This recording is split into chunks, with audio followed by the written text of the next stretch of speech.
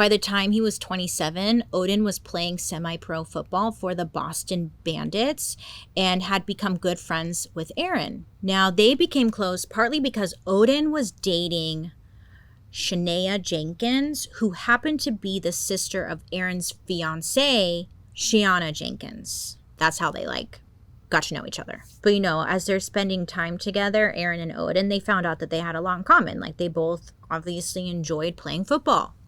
They both enjoyed smoking weed, playing video games, and going out to nightclubs. So they started hanging out a lot. On the night of June 15, 2013, Odin bought Aaron a drink at a Boston club called Rumor, and it seemed like an ordinary night. But according to prosecutors, something that Odin said or did that evening upset Aaron. What was said has never been clearly proven, and it remains one of the biggest mysteries of this case. Nobody knows exactly what happened. But after this, Odin was on Aaron's shit list pretty much. And then 2 days later, on June 17th, Aaron had been drinking with friends at his cousin Tanya's house. So they're all hanging out at Tanya's house, and they texted Odin asking him to hang out. Around 2:33 a.m., Aaron and his friends Ernest Wallace and this guy Carlos Ortiz picked up Odin from his house. I know, I was 2:33 a.m., who is up? They were. At that moment, Odin started to feel like something was off. He sat in the car, right? And when he's in the car, Odin is texting his sister.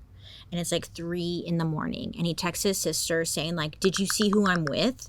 And I guess she didn't answer right away. A few minutes had passed. And then he texted her again saying, hello. And then his sister responded saying, who? And Odin replied saying, NFL, referring to Aaron Hernandez. Odin's last message was sent at 3:23 a.m.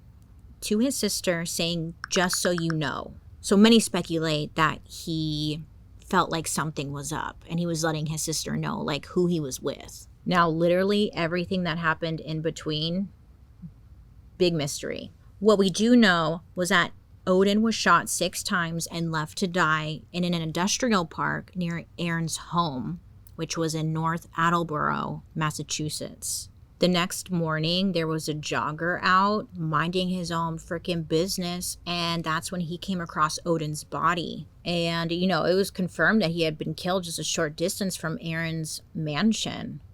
So the police quickly come out and start investigating, and I was watching, interviews from the police who were at the scene, and they were like, this was a sloppy job. The killer did a very sloppy job.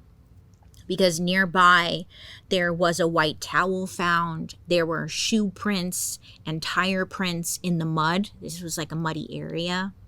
There was a half-smoked blunt lying nearby. And the only tie Odin had to this neighborhood was Aaron Hernandez. So police searched phone records and saw that Aaron's phone was hitting cell towers that lined up with the crime. They also matched Aaron's shoe prints to those found in the mud. They matched the car tire marks to the ones in the mud with Aaron. They got surveillance footage from Aaron's house the night of the murder. And on the footage, there was after the murder, they saw Aaron holding what looked like a gun. Again, there were those text messages from Odin to his sister saying who he was with. Everything was pointing to Aaron.